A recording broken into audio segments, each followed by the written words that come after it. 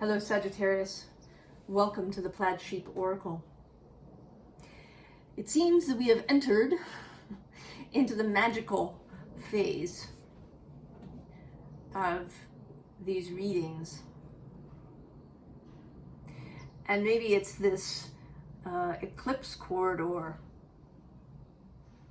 that we are in at the moment between the Aries new moon and the Scorpio full moon.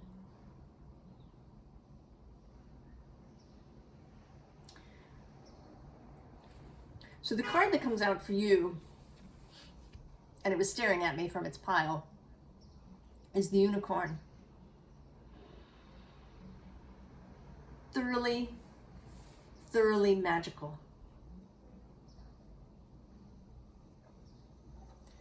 The Unicorn existing right in an alternate space, moving through alternate space, right just through the veil, able to be seen if you have good sight, as Terry Pratchett names it. Right, seen by witches and magic users and cats, probably. And the second card is this beautiful thing. The leap, ecstasy, bliss, belief. Right? It's like she isn't just leaping, she's sort of drawn forward almost by her heart light. Right? Her heart connected to something, creating this bridge to leap into.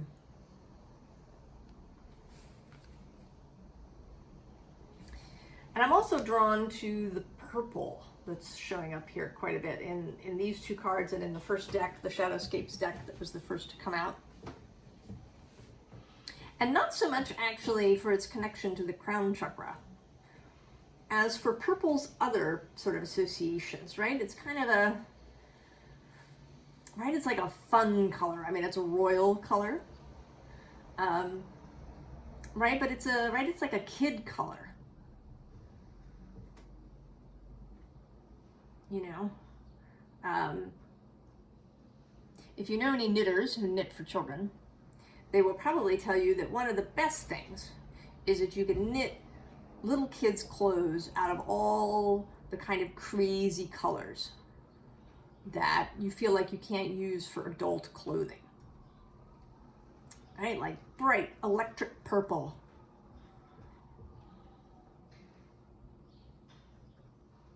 Right? Purple as fun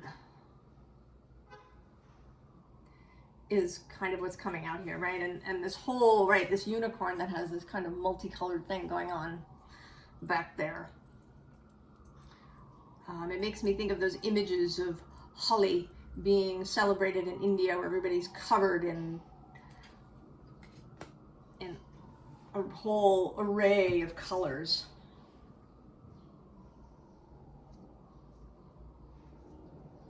Now, kind of in contrast to that, we have this beginning of this Four of Cups.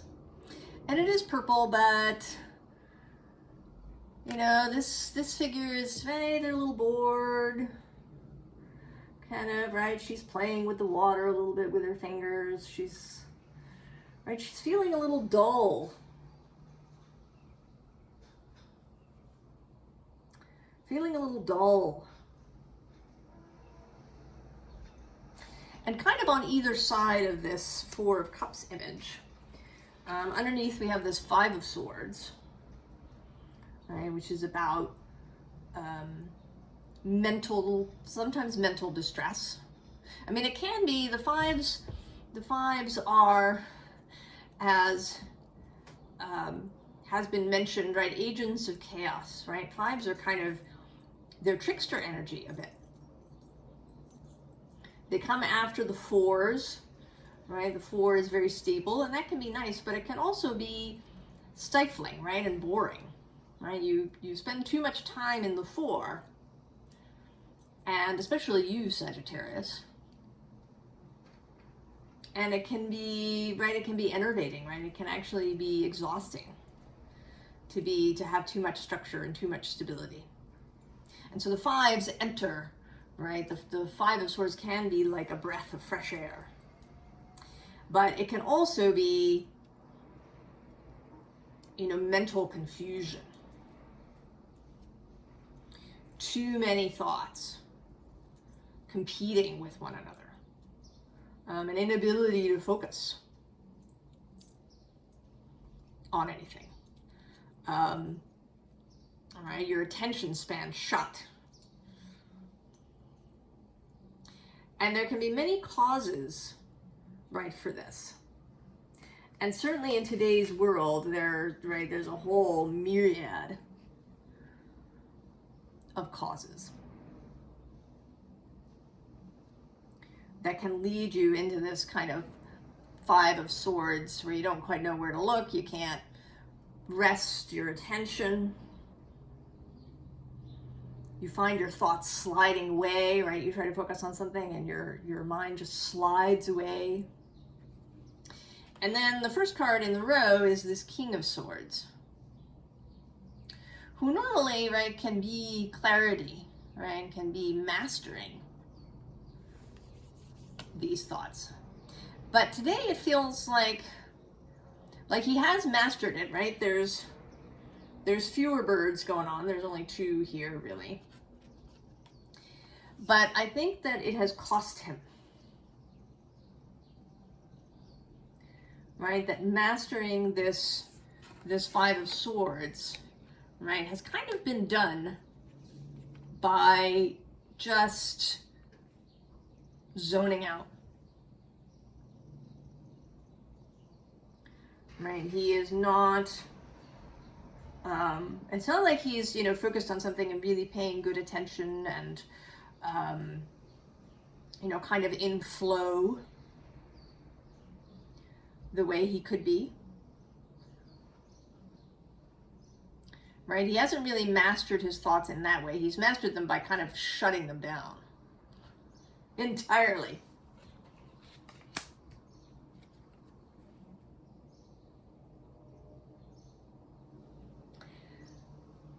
And I can totally understand why you might have gotten into that position.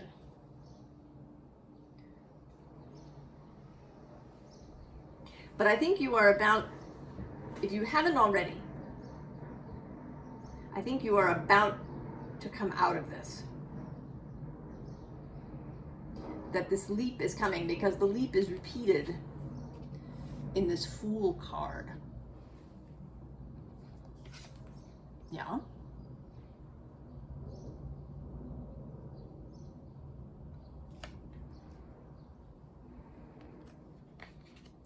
And then we get this Six of Cups. This renewal of a childlike approach. So rather than sort of forcing yourself to focus on things because you're supposed to, right? Rather than, you know, efforting and trying really hard, you're going to take a different approach. An approach through curiosity, through wonder, through fun. You know, and curiosity is such a useful thing. Right? If you're in a deep state of anxiety or depression, even, getting curious can be a way out. Right? Maybe allowing yourself to be curious about your anxiety or your depression.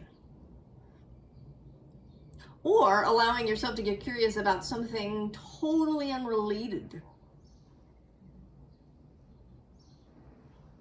Right? But they may be of interest to you, you know.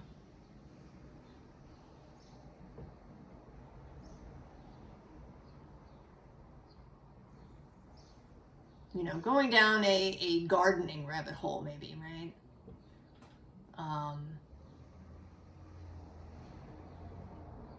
You know, getting curious about, you know, the mating habits of a certain bird, right? Just going in some, right? Instead of trying to, you know, sort of force your way out, going sideways. You know, if they talk about this, right, with rip currents. It's a little harder with a rip tide because it tends to be bigger, but right, a rip current is a current that can pull you rapidly out to sea.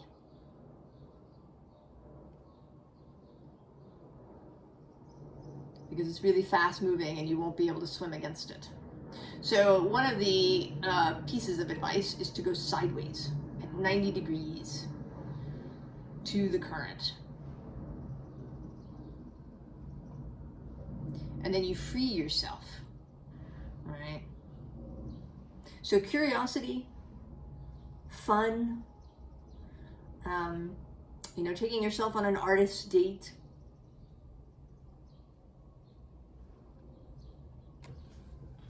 doing things that are not so fraught.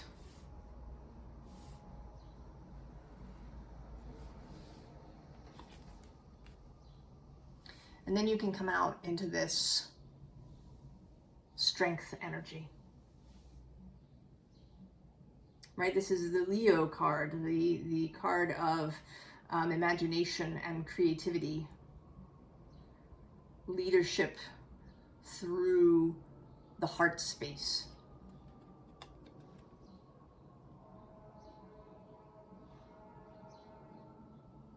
Courage through the heart space. Right, the root of courage is, right, is cur, the heart.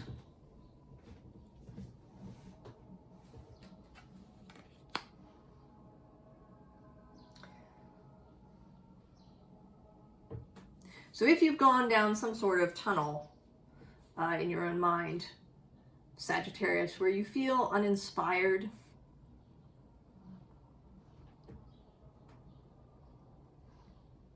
where you feel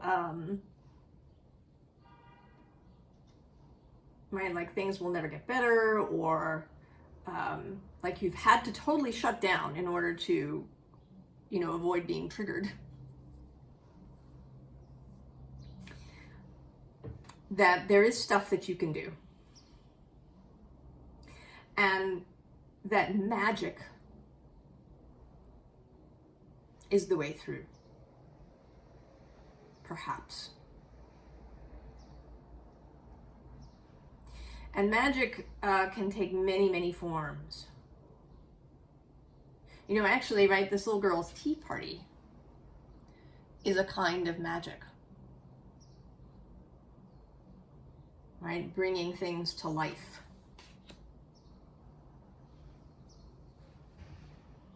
Maybe sparking ideas and conversations. And I wouldn't exclude that, right? Having a tea party with, you know, if you don't have any stuffed toys, you could have it with other objects in your house. You could have a tea party with your plants, if you have them, or in your garden. You could choose to read to your plants, or to your garden, or to your house.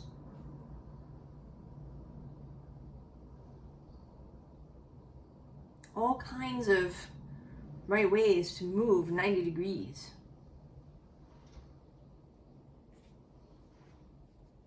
And we have this Ace of Swords coming out, right? New ideas that are being sparked for you.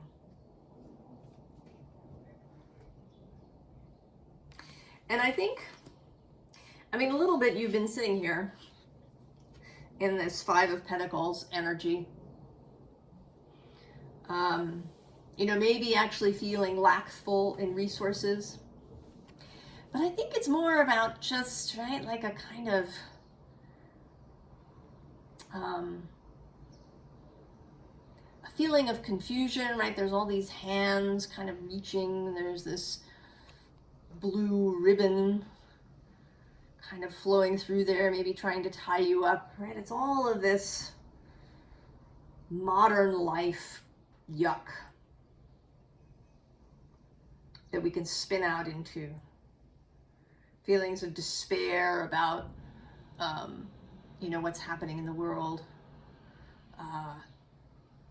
feelings of lack, like we don't have resources, feelings of confusion, we don't know where to go or what to do, feelings of frustration, which I think can be a big one for fire signs.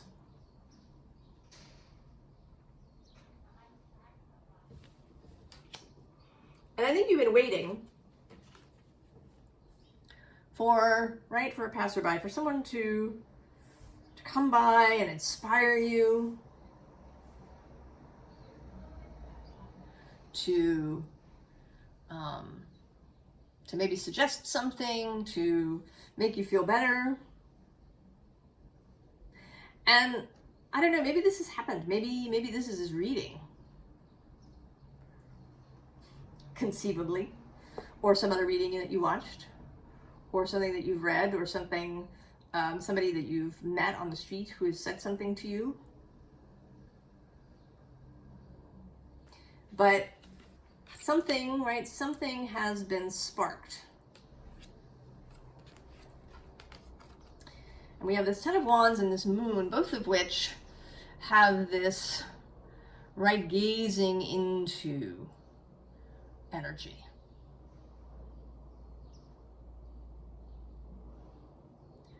Right, this kind of, right, like maybe you went down a tunnel or into a hole, gazing too deeply at things.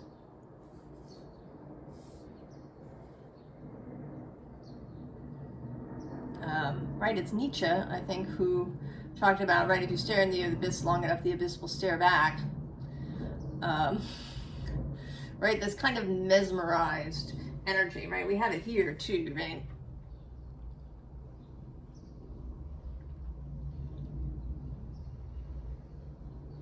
Getting lost, perhaps in self-reflection and looking for things, and or maybe even in avoidance. But I feel more like, right, that it's kind of like trying too hard. Like I have to find the thing, right? You know, until somebody comes to save me, I have to find the thing. But whatever this passerby was, I think that it has managed to trigger something, because you're leaving this energy behind and you're climbing out. This card has just been coming up repeatedly in various readings, right? Climbing out of the old paradigm.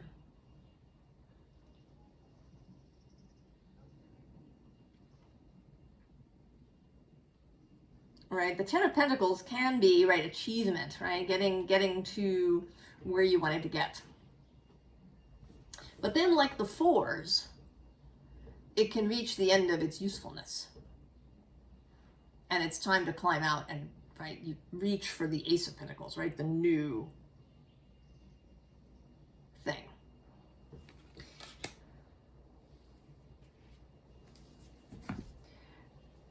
And the help that you're receiving, I don't know that it may be part of the passerby, but the real help, right, is the Earth herself. Right, this energy is really coming through.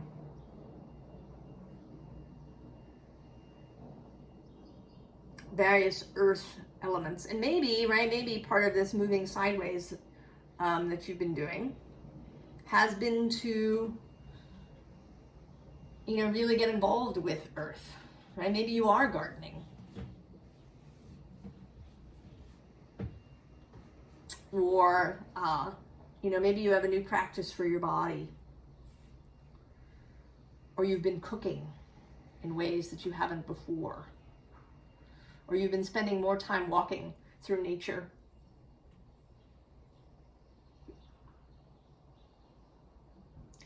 But this energy of earth is absolutely reaching out for you.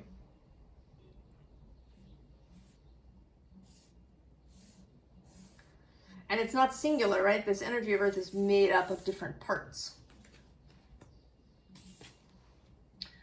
We have here the sacrifice, right? The ability to release things, right? Leaves falling. Trees, I was actually just saying in yesterday's reading, as trees grow taller, they will release their lower branches, right? Because those are no longer really getting any sunlight. So they don't want to use resources to create leaves on those branches.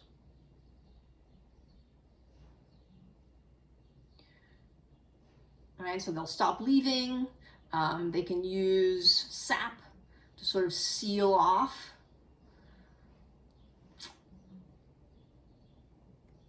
the right, the kind of passages, the veins to that branch, and eventually, right, the branch will die and fall off.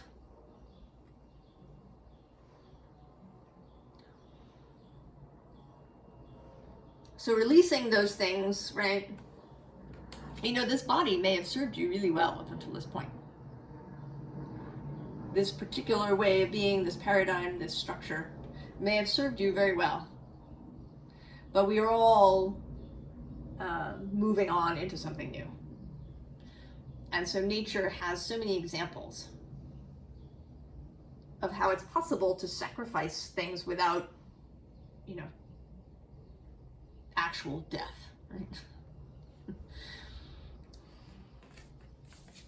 And then there's corn, right, which is about bounty and growth and affluence and abundance.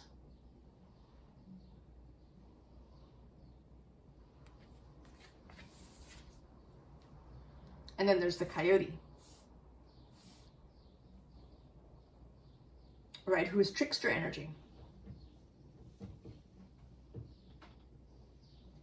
And he's kind of about the idea of being, right, traveling a bit alone, but also being part of a group.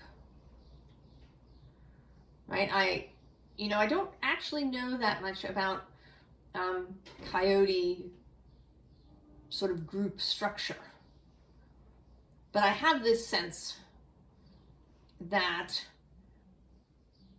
they may not stay as thoroughly together, right, as a wolf pack. That a coyote pack has, right, that the members are a little more free-ranging from the group.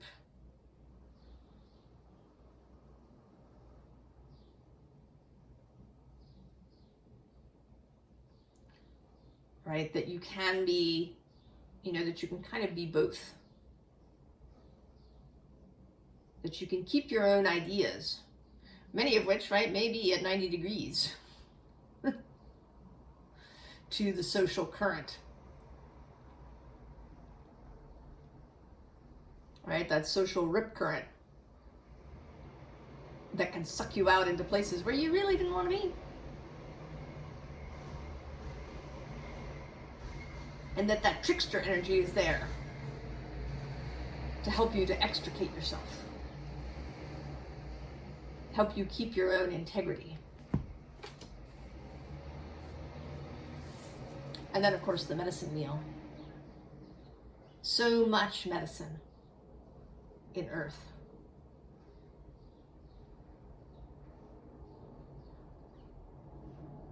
From, standing on Earth in your bare feet to, having herbs in your life on a regular basis, from growing a garden,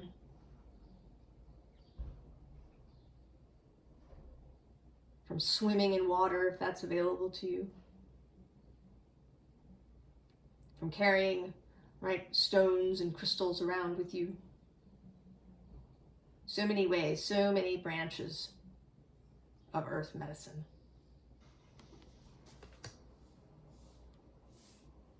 So earth and her diversity is part of your medicine. You know, one of Sagittarius's little pitfalls, if we want to call it that, is that it can be too focused, right? It can decide that it is right and everybody else needs to go along, because it has the answer. And also, right, sometimes being very choleric, right? Being very energized and kind of expecting everybody else to be the same, right? Just do it.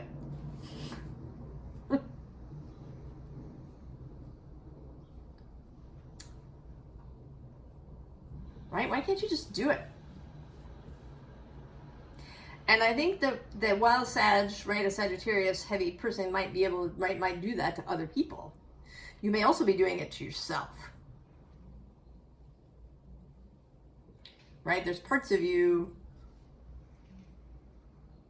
that may not operate that way. You may not really be that choleric. Right? You may have a strong phlegmatic or melancholic aspect to you.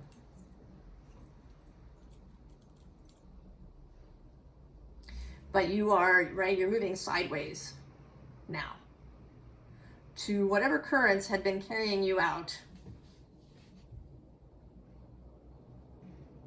You are now moving sideways. You've taken the leap into a different way of moving through the world. Of moving through the world magically, right? Seeing all things as magical. Right? It's a bit like a kind of magic animism, right? If one thinks of right, animism is seeing consciousness and spirit in all things, including perhaps man-made things, which I do. Right? It's one of the reasons that I leave the cards out rather than putting them in boxes on a shelf. Right? They have distinct personalities for me. You know, and I feel like they like to be out and they like to be together. You know, I don't think they're just like humans, right? It is simpler to be the consciousness of a deck of cards, but there is awareness and experiencing. And so one can see magic that same way, right? That everything, right? I mean, it's actually kind of a corollary, right? to this animistic belief, is that everything has magic possibility. And every task can be imbued with magical purpose.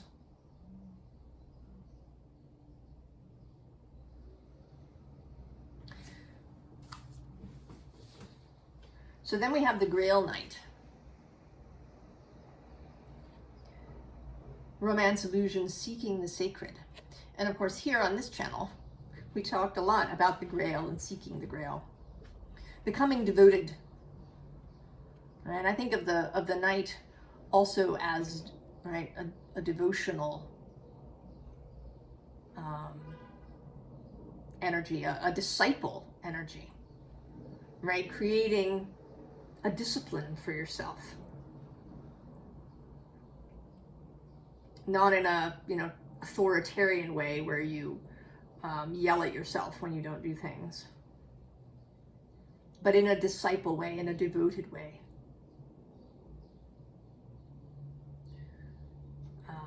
Right, as a fellow fire sign, I know, right, one can, right, start moving through the day like it's a blur. Right, you get out of bed, you've done all the things, Before you know it, it's afternoon, and you've just kind of blown through things.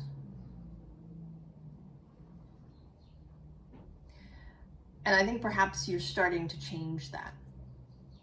That this is part of this sideways movement, this engagement with Earth. Engagement with a very deliberate way of moving.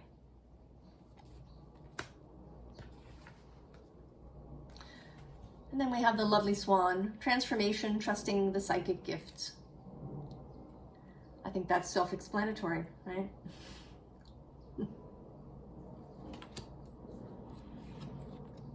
As I think is the cow. Nourishment, abundance, asking and receiving. Right? This more earth-connected way. Right? It doesn't mean, right, that you've put your fire out. It's just that you're using it in a more deliberate, mindful, rather than mindless or automatic or reflexive way. And then, of course, the Earth Fairy. Showing up just as a confirmation, exclamation point. And she's actually sort of a good example, right? This idea of Earth Fairy, right? So she has wings. She's got this fabulous wand staff with a crystal on it that I sort of imagine glowing.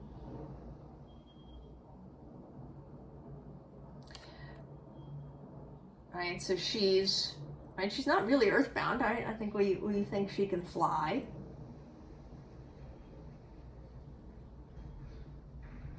And do magical things. But she's also very connected to Earth and Earth energy.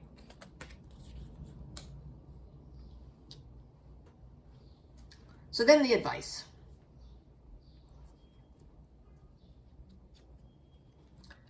Two of Swords, right, in this, especially in this deck, right, cutting the cord. Right, and maybe there was some sort of cord attaching you to this old paradigm. Maybe things that you felt are obligations or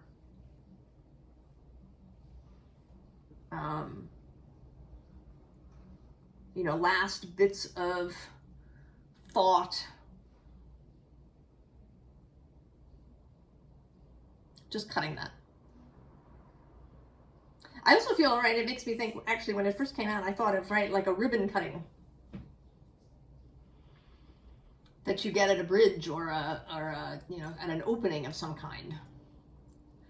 Right, cutting the ribbon to this new life, this new world. And then we get this judgment card right underneath. And I feel like, right, this is all of your spirit family. Kind of on the other side of the ribbon saying, yay! Join the party! And the bottom of the deck has the Ace of Cups. Yeah. So here, right, this Five of Cups, here particularly, right, with this maze, that makes me sort of, right, think of this Four of Cups, right, like being in this haze.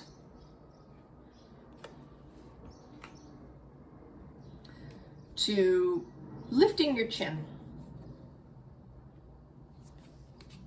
Lifting your chin and seeing what's really there, what's arriving. This fiery King of Wands.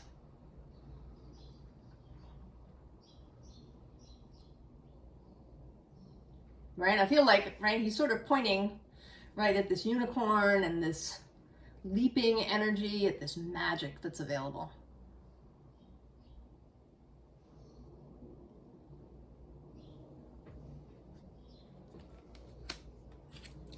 And then there's this interesting Four of Pentacles that to me always feels like, right, like being lifted out. Right, allowing yourself to be lifted out and deposited in this, right, in the new space. Don't, right, like cling to the doorway. Don't try to hold on. And I know, right, it is tricksy because of those feelings of obligation. And I know that Sag, right, normally would not necessarily have that, right? It's not a fixed sign, right? It's not like Capricorn, which is sort of really goes with the word obligation. But Sagittarius is still a kind of collective sign.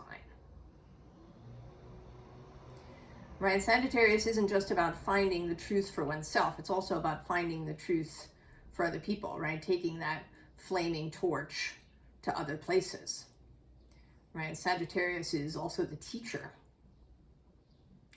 And I think that this kind of energy can build obligation to others, to, a belief system that you had, right? There's a loyalty kind of that can be operating.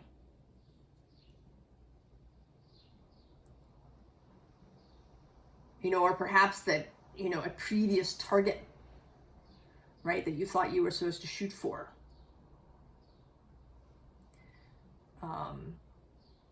One can imagine, right, people doing stuff, even when, right, like, continuing in school maybe, right, to get your graduate degree or your PhD, just doing it because you started it and you don't want to be a quitter, because you feel like you're supposed to. And I actually know some people who went all the way, even though they didn't really have an interest any longer in whatever it was. So if any of this is operating for you, Sagittarius, up until this point, I think you're about to break right through it. And maybe you already have. And you're already leaping, and this has been a lovely confirmation for you that you're headed in the right direction, that you've leapt into a beautiful, welcoming space where everybody's ready to catch you and go on a grand adventure together.